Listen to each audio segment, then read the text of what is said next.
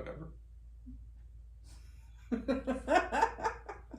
Hi, everybody. It's the CCJT Amateur Hour where production values go to die. Obviously. Over there, CC. And over there is JT. January 5th, 2025. Holy cow. Oh my gosh. We started this in 2022 or something like that. We started this years ago. Might have been 20, I don't know. Yeah, we started this years ago. And so if you've been with us the entire ride, thank you for joining our insanity or something like that. Happy New Year. Happy New Year. Happy New Year. This is our first podcast, broadcast, or whatever you want to call it, video since 2025 dawned, or as we in Star Trek call it, Year of Hell. But we're not going there. This is a safe place. This is a place where writers can escape and learn how to be better writers, because that's what we want to do. We want to help writers write. So we're not going to go down that black hole. Instead, we're going to emphasize the positive. We're going to say, what a fantastic year. What is so damn funny? You didn't hear me. What did you say? Better writers than us. Better writers than us. That's a given. Okay. Yes, we're a little punch drunk this morning. Yeah, we've just having a series of bad nights here, but it is 2025. Usually we start the podcast with current events, basically talking about our efforts in our writing and our business and everything like that. But that's what's going to be the purpose of this entire broadcast is what we're going to be doing for 2025, and we're looking forward to a very exciting year. We met, actually, it's hard to believe, but this time we actually met and planned to talk about stuff. We have it written on the computer here, but we have something of a script. But what was funny is we actually did that a couple of weeks ago. We did a 24 plan, then we did a 25 plan, and we said, okay, this is what we're going to talk about on our first podcast of 2025. And then January hit. Then, oh my gosh, what? We expected January to be off to an exciting start. We expected January to be busy, but we didn't expect it to start on January 2nd. Because I think we were mellow on January 1st. No, I got some stuff back on January. Oh, you got it on first? I got something back, but it started for me January 1st, and then January 2nd it really kicked in. We made a list of things that happened. Right. And it was just like after, we spent December kind of being mellow, enjoying the holidays. Serving Salvation over there started to be out in the world. Did the we did the pre-sale for Finding Salvation, which is cool. Actually, Finding Salvation, didn't that go on pre-sale in January? Yeah, it did. So Serving Salvation actually came out in September. Right. So really, wow. Yeah.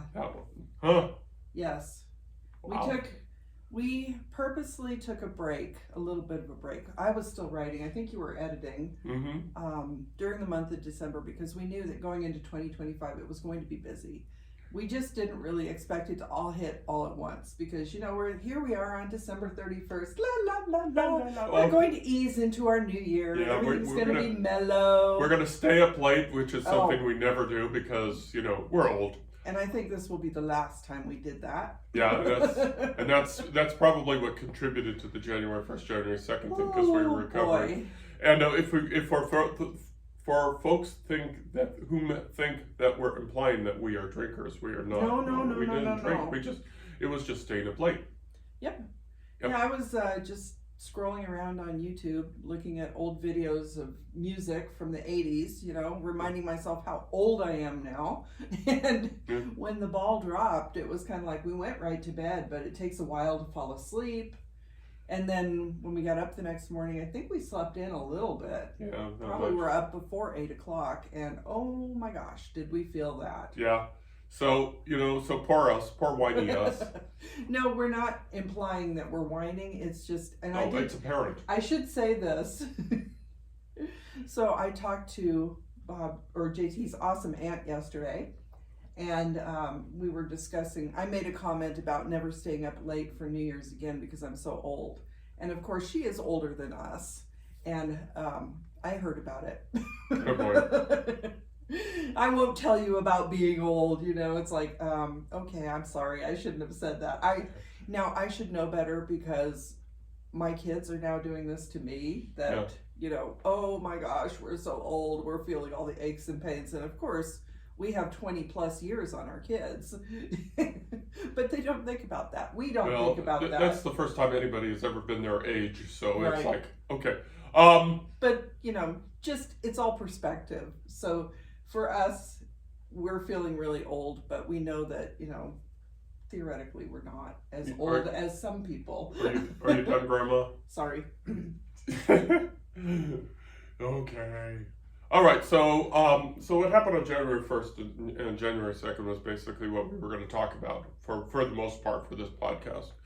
And probably the significant part, of course, was the lawyer dropping thunk paperwork on us so we could start our limited liability company. So Yep. we're going to be official. 2 more books is going to be official. Very soon. And thump. And so we were spending the day. Poor CC had to read through the contract, or not, the contract, Yes, or the I read paperwork, it. and then we went Every over it word. together to make sure that I understood it, and she had to use little stick figures and 1-syllable words, and because that's not the way my brain works.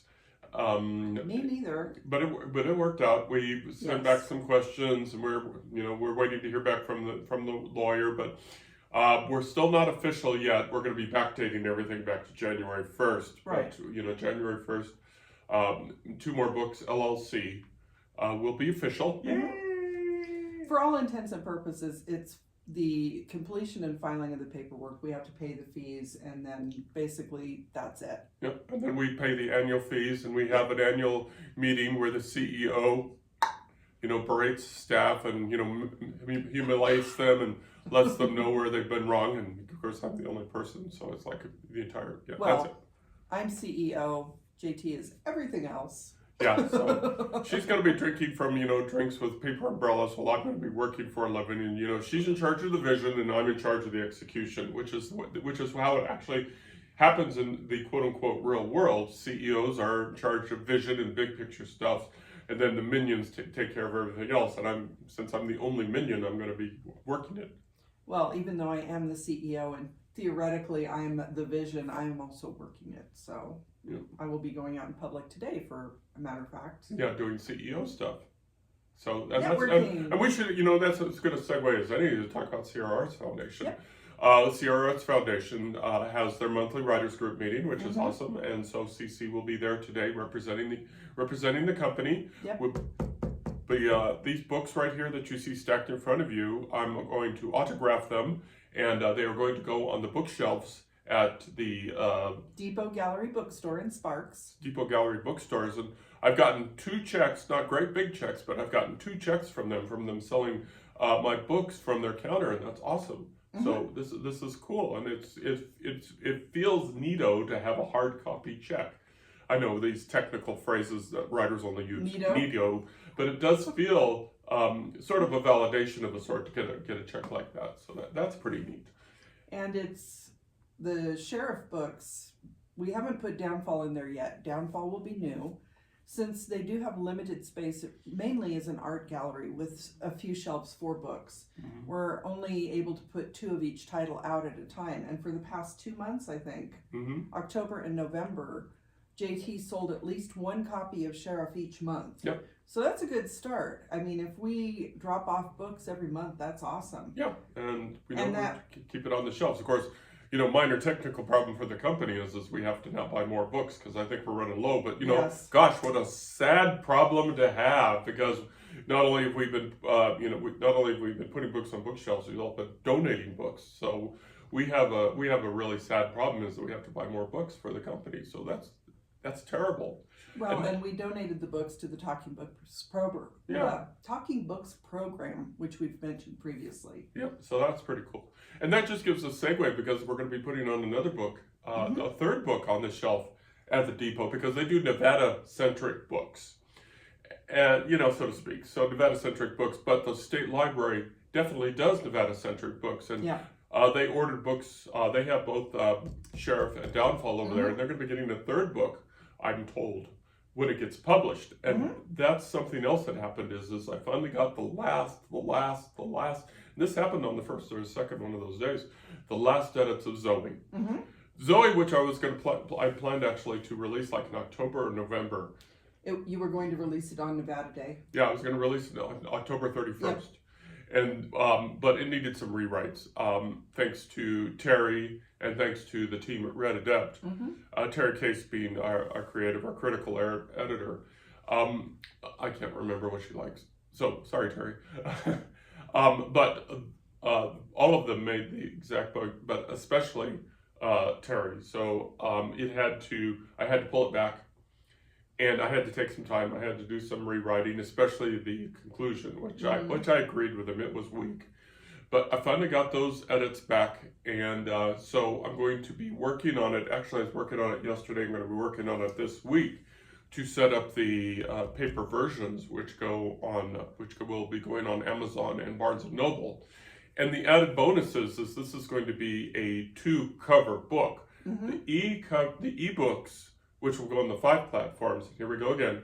Amazon, Barnes & Noble, Google, Apple, and Kobo will all have their own distinct cover, but the paperback covers will have their own distinct cover, and I really like this cover. CC likes this cover. I do.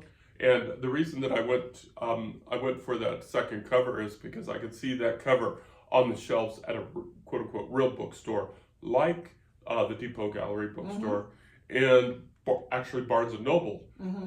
So that's my hope, is that this second cover will draw the eye, and they're both so excellent covers. I'm looking forward to the cover reveal.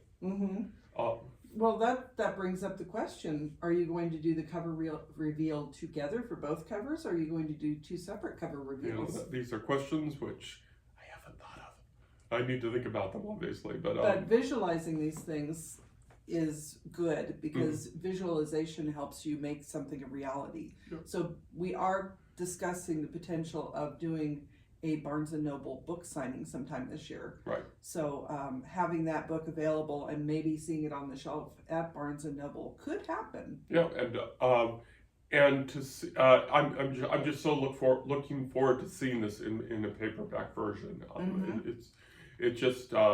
just very excited about it. But that shouldn't take away from the other book I'm sorry. Zoe is probably going to be either February or March. Right. Somewhere in there. But the book that's going on now, that's going to be released on January 31st, is the Finding Salvation, the prequel to Serving Salvation. And that's another pretty cover. And I've received compliments on it from fellow writers who like it and ask that I recommend their designer. And y'all have already seen the cover, and I agree, it's a great cover. But the book itself is like between 30 or 40,000 words. It's technically a novella, not a novel. It's a novella, and I think it's a really strong, short book. It's got a lot going for it. But it's part of a longer story. Right. So the first novella is going to lead into more novellas, but they're being interspersed with the Serving Salvation book. So it's going to be a story that's weaving through, because parts of the story may give away parts of this story. Yeah. So it's going to be a very delicate dance here, figuring out what goes where, when. Yeah, I'm hoping one draws people to the other. The sales for Serving Salvation, not awesome, but that's normal. But I'm hoping I'm hoping that the novellas draw people to the books, to the novels, and the novels will draw people to the novellas. I think they're both good. I think they're both worthy of your time. If you got to pick one, start with the novella. Start with Finding Salvation. And suddenly this podcast has turned into all about me, and I'm sorry for that. No, that's fine. And I should say that I've read all of it, and even though the Serving Salvation books are longer, I think they're worth your time. I found it a quick read. If I am not really invested in a book, it will take me forever to finish it. I do have to read book 2 because that's sitting in my inbox, but I have a bit of reading to do for the family, and right now I'm trying to get my writing done, so it can be a distraction. But I found that both the novella and the novels, easy reads. Not to say that they're not dense. There's not a lot of information. There's a lot going on in this universe, and there are 3 novels and 3 novellas so far. Mm-hmm. I could see this expanding depending on how things go. Uh-oh. Uh-oh. No, I'm just saying, I'm not saying you have to, but I think if it takes off and people really are interested, I feel like you may have other things you can talk about. So that's as good a segue as any. So why don't we talk about this week's upcoming adventure that we just sort of sprung on ourselves. And here's where it becomes all about me. So this week, I mentioned that I'm trying to get my project done. I've been working on the Virginia City Ghost book, and I did a full video yesterday talking about my plans, so that's on YouTube. But the story needs a little bit of tweaking. I'm trying to work out a couple of issues to make sure everything fits, and I want to make sure that the sensory details are correct. And, interesting segue, going back to the Sierra Arts Foundation, I believe we're doing an exercise today on sensory details in writing. So that will work really well with the trip we're taking this week, because we're going to go stay in Virginia City, which is not too far from us. It's about a half-hour drive up the hill. And there are a lot of old hotels that are haunted. Depends on your beliefs. My book is a paranormal romance, so that will play in. I'm not sure what my beliefs are in that area, but I am definitely susceptible to the imagination. So it could be a long night up there. He's laughing. He was talking about sending me up by myself to stay in this. And we booked a room next door to what is supposedly a very haunted room. So. And this hotel is very basic. This is very basic. It is not ADA compliant by any stretch of the imagination. There is probably a string of an electric plug. There is no elevator. There is no, the list just goes on. There is no. So these creature comforts that we take for granted when we go like to a Holiday Inn Express, none of those. No mini fridge, no microwave. I don't even think we have a shower in our room. Yeah, there is a tub. Yeah. That's a few feet from the foot of the bed. We'll be posting pictures. Obviously, we'll probably do a podcast. We'll do a podcast. We'll take pictures and we'll do the camera thing. But it's very basic. It's right on the main street of Virginia City, C Street. Yep. And so it's not going to be like it was 150 years ago during the heyday of Virginia City by any stretch, but it's the interior and the moldings and the furniture and the sizes. This is going to be an adventure for us, especially somebody who's 6'5". Well, we did get a queen. Yeah, I think we did get the king. We may have gotten a king size bed. I think we got the bridal suite or one of their bridal suites. But this is going to be an adventure just by itself, because everything is going to be size appropriate for the 19th century. And we're in the 21st, folks. Yeah, so it will be an adventure. It sounds like we're roughing it, but it's it really isn't. Like, this is just basic stuff that it'll give us something to measure future hotels by. That's for sure.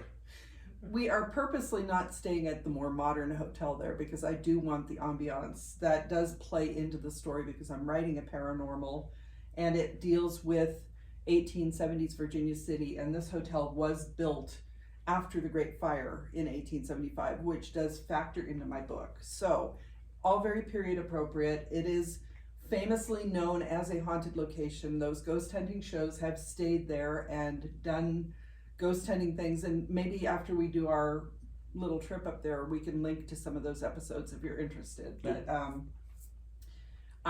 this is not the first time I will have gone up there to do a little ghost hunting, because I went up there with one of my kids and one of my grandkids at one point, and we went to the Mackey Mansion, which is famous and also supposedly haunted, and they had a doll room, and the grandchild was about 4 or 5 years old, was very into hauntings and spirits at that time.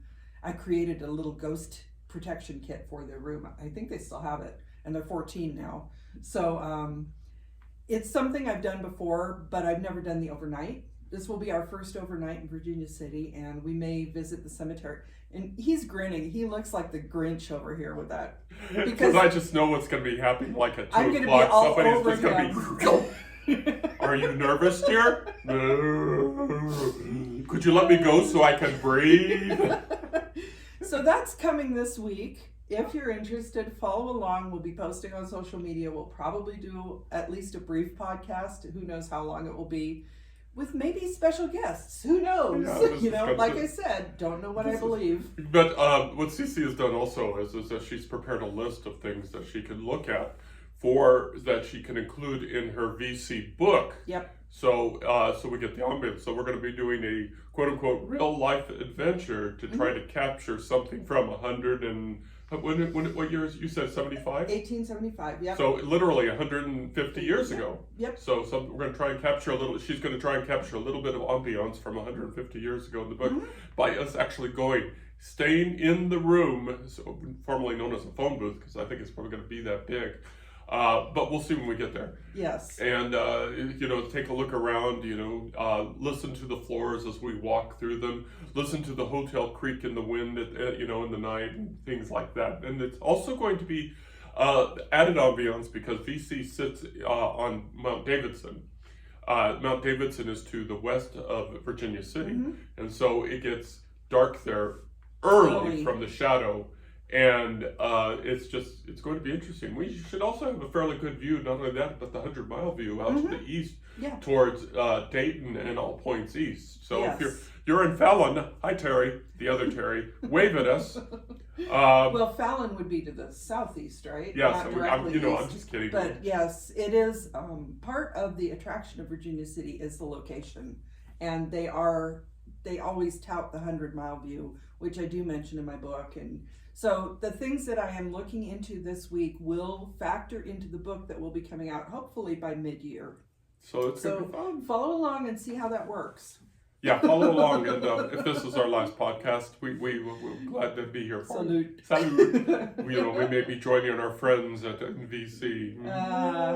No. Okay. Are you implying that we may be scared to death? Yeah.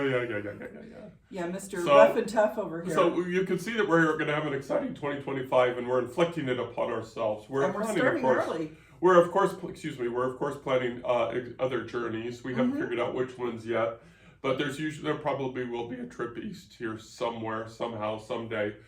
And we may or may not leave the United States again, as we did last year and the previous. Did we leave the United States in 2023? I don't even remember. We did. We did? We went to Paris. Oh, that's right. We went to Paris. Okay, so we may leave the United States again in 2025, like we've done it's kind of a tradition. We leave at least once a year. So, and of course, what we see at these places will be incorporated in our writing, if not in fact, but in spirit, the adventurous spirit. We're almost running out of things to say. We're going to throw out a couple plugs here. We're going to mention a Book Siren. Yes. Need to mention Book Siren. Book Siren is if you want preview to a writer's book, if you want to read a writer's book before a book is published. An advanced review copy. An advanced review copy, ARC. If you want to be ARC, advanced review copy, ARC. If you want to be an ARC reader, Book Siren is one option for you. I have Finding Salvation out there, and it's I've been advertising that. But probably Zoe is going to go out there as soon as I'm done setting up things. And so that's going to be some fun and some interesting. And I think you get paid for that. Is that correct? ARC readers get paid? I'm not sure. I don't know that there is a payment. There may be a system of credits or something. Yeah. I'm not even clear how it works just yet. It does cost us a small amount. There's also something called NetGalley, which I believe is more expensive. And a lot of people use NetGalley. So if you're familiar with that, Book Siren is a similar service, I believe, and it just allows readers to preview books in exchange for an honest review, because reviews are bread and butter for authors. Yep, The more reviews, the better, especially prior to publication, because if you have reviews up, from what I've heard, when the book goes live, people are more inclined to download it than they are for an unknown author with no reviews. Yeah. So this is something new that we're attempting this year. As JT mentioned, he's going to have a couple of his books on there. I will probably put my books on there as well, because, it's a good thing to try. I don't know about you, but I may also be looking for beta readers at some point, which is before even the editing process. So we're trying some new things outside of our comfort zone this year, and those are a couple of avenues that we're looking at, and one of them is book sirens. And talking about outside comfort zones, one thing that we're also going to be doing in 2025 outside my comfort zone and is public appearances. Mm-hmm. We're going to be doing more public appearances. Nevada has a whole bunch of little celebrations, and I shouldn't say little because they're fun celebrations, such as the Candy Dance, Nevada Day, things like that. We're going to be doing more of that, something that I resist because I'm not really, it's hard, you may find this hard to believe, folks, but it's easier to talk to an electronic record than it is to people and be out there in front of people. But I'm going to bite the bullet, and I'm going to put myself out there in people and start doing public signings and things like that, because we have found that social media is so disjointed now. It used to be a good way to get yourself out there, but social media basically imploded. Again, we're going to say, keep this in a positive safe space. Social media imploded, went in all sorts of directions, and now it's difficult to use social media as a primary marketing tool. Right. So we believe, again, build local, go global. So we're going to be doing a lot of local events. When we do go on road trips, we're going to be taking books with us, and we're going to be contacting local, small book owners and saying, hey, would you be interested in this? Carrying a couple books. We're going to be putting, stickers and signing books, which we found is a very effective way to get people's attention. If writers sign their books and put them on bookshelves, that's a really neat way to do an adventure. I got suckered into it at Gettysburg because a writer that I respect, had signed a book and put it up on the shelf, and I went, oh, look at that. Mine, pretty mine.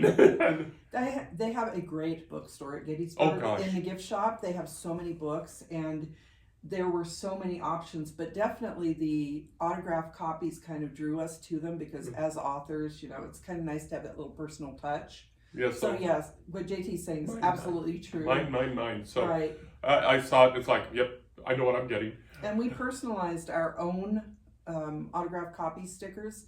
You can easily order them from places like Vistaprint, which we love. But you can easily make your own using templates on the computer, and it's a pretty inexpensive way to help promote your books. Matter of fact, Cece is going to be taking these books with her to the Sierra Arts Foundation. She can demo the books and show the writers, what we've done, and say, hey, this is something you can do.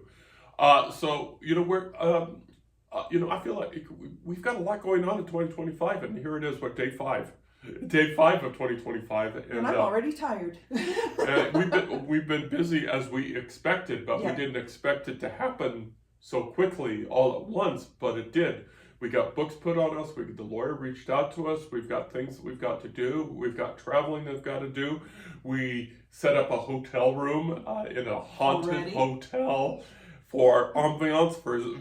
This is the dedication we have to our craft. Obviously, dedication is not bright. We're not very smart about it, but this is the dedication that we have to our craft. And this is not the first time that we've stayed in a so-called haunted hotel that's older, like 19th century, because we did it in Chicago. We stayed at Congress Plaza Hotel there, which was beautiful, and we stayed at Mizpah in Tonopah. So this is kind of in a series of hotels that we've stayed. I'm sure some of the ones we've stayed in Europe are supposedly haunted. Oh, yeah. So it's not a new experience for us, but it's different. We are never staying at the Clown Motel in Tonopah. Never. Oh my God. If you want to learn about that, my kids may do it at some point, but not us. No, we're not doing the Clown Motel. And that doesn't have anything to do with hauntings or anything. Clowns are just creepy. It's just clowns, man. And it's like right next door to the original graveyard for Tonopah. So the Clown Motel, graveyard, no. There's a little gate from the Clown Motel parking lot that goes into the cemetery. That's how close it is. Yeah, it's that, no. It's right there. Yeah, no. And just to continue the Tonopah thing, just very quickly, is the sheriff books. The town that they're in is a much smaller version of Tonopah. It's a much smaller version of Tonopah. Not county is the center of the universe. Okay. Well, and it ties in a little bit with Virginia City too, because as mining communities, they were both built on the sides of hills. Yeah. So Tonopah and Virginia City have some similarities too. Right. You actually can literally walk out of the back door of the Mizpah walk a few yards and you will see a mining entrance right there at the side of the hill. We saw it. The mine museum is right there. The mine, but we saw an abandoned mine, and Yep. it wasn't cordoned off. It was obviously, you know, filled in. Mm-hmm. But you can walk out the back door, and it's right there. Which is, you know, that's I can't even imagine going inside it like that. That would just Well, that's something else we could do in Virginia City. Is there is a mine tour, which I know. We did Lehman Caves in Great Basin National Park, and JT is not fond of being underground. Yeah, so that's okay. But I might go into the mine up in Virginia City. We might do the mining tour. Okay. We've overdone we're babbling now. These folks haven't got a life, so we're excited for 2025. Yes, we know that there are going to be challenges, but what we're going to do is we're going to focus on our writing, focusing on our company. You know, we didn't buy an RV. We didn't buy Harley Davidsons. We didn't do any of those silly things. What we did is the biggest silly thing is we started our own company, and we're doing our writing and we're doing our books and we're taking off, and we're going to be partners in a limited liability company, and it's just going to be an exciting year for us. And we keep talking about what we're doing for ourselves, but we do hope our company will help other independent authors as well. So as we progress, we will be doing more in that way to help promote other authors. We're not sure how that's going to work just yet. It may be in the form of classes. It may be in the form of some kind of promotional opportunities. Whatever happens, we hope to be able to help other independent authors because it is difficult and it can be very lonely. So our books, you know, we want to continue writing our own books, of course, but we want to help other authors too. Yep. And so please continue to be on this adventure. Please join us on this adventure.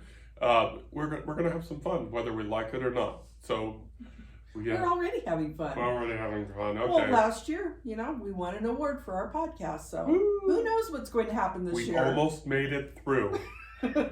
He was going to mention it in the blog post anyway. CC. JT. We hope that you have a wonderful day. We hope that you have a wonderful year, and we hope that you hang out with us. Y'all take care. Love you lots. Bye. Happy New